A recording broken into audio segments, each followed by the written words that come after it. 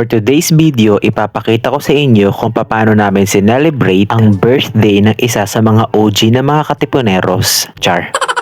Papunta nga pala kami nito ng Ayala Mall Solinad sa may New Valley, Santa Rosa para maghanap ng restaurant na pipintasan. At etong fiery style Mexican theme restaurant ang aming pagtitripan. Maganda yung aura ng restaurant at very aesthetic. Hindi lang yung looks ng restaurant ang pinabongga nila, pati yung presentation ng mga food platters nila ang ganda. Umpisahan natin ang judgment dito sa onion rings. Masarap siya at sakto lang din yung pagkakaluto ng onions. Crunchy na mismo yung onion itself, tapos nakadagdag pa ng texture yung butter coating. At super nag-complement din yung mga dips ng onion rings na to. Magugustuhan to nung kakilala mong Sara ang pangalan, na author ng librong pinamagatang Isang Kaibigan, pero halos lahat ng senador at kongresista kanyang kalaban. Char.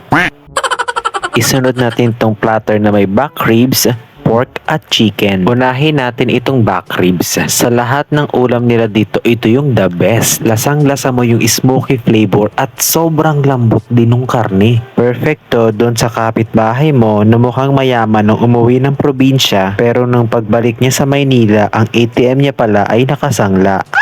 Next ay itong fried chicken. Nothing special. Ito yung typical na parang lutong bahay na fried chicken. Deserve to ng dating presidential spokesperson na Hari ang pangalan, na naniniwalang ang pamahalaan ay may laban sa pagitan ng kadiliman at kasamaan. Charot. Next ay itong pork na nothing special, parang yung fried chicken. Sakto lang yung lasa niya pero sobrang lambot ng karne. Or siguro dahil inuna ko kasing kainin yung ribs, kaya parang sakto na lang yung lasa sa akin ng mga sumunod. Magugustuhan to ng tiyahin mong matandang dalaga na maganda't mayaman naman, pero ba't di kaya siya nagka-jowa? Di kaya sadyang masama ugali mo, tita? Char. Isunod naman natin itong seafood platter. Umpisahan natin dito sa calamares. Masarap siya at tama lang din yung pagkakaluto ng squid. Hindi siya makunat at hindi rin makapal yung butter coating niya. The best to dun sa artistang Richard ang pangalan, na mauubusan ng pasensya sa tindi ng traffic na ubos daw ang kanyang 2 oras na mahalaga, kaya pati bustling gusto niya ng padaanan ngayon sa EDSA. Isunod natin itong baked tahong. Sa lahat ng dishes nila, itong baked tahong ang hindi ko masyadong nagustuhan. Hindi ko alam kung hindi ba nalinisan lang talaga ng todo yung tahong o sadya talagang ganun yung texture niya. Para kasi siyang may buhangin. Deserve to ng kapitbahay mong beneficiary ng 4-piece, pero tambay sa bingguhan at taon-taon pang buntis.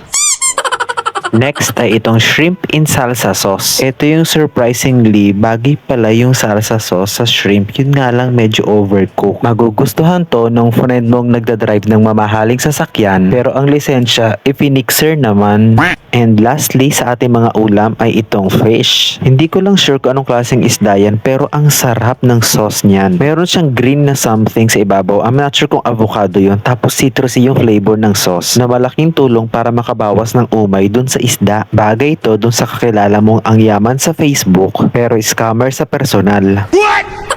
At ang panghuli sa lahat ng ating huhusgahan ay itong Java rice. Just your ordinary Java rice na tamang-tama lang yung pagkakaluto. Hindi rin sobra siyang flavorful, which is perfectly fine kasi malasa na mismo yung mga ulam. Tamang-tama lang talaga siyang pangbalanse. The best to dun sa pastor na tagapagligtas daw pero tago ng tago dahil di niya mailigtas ang kanyang sarili sa mga nakaambang sa kanyang kaso.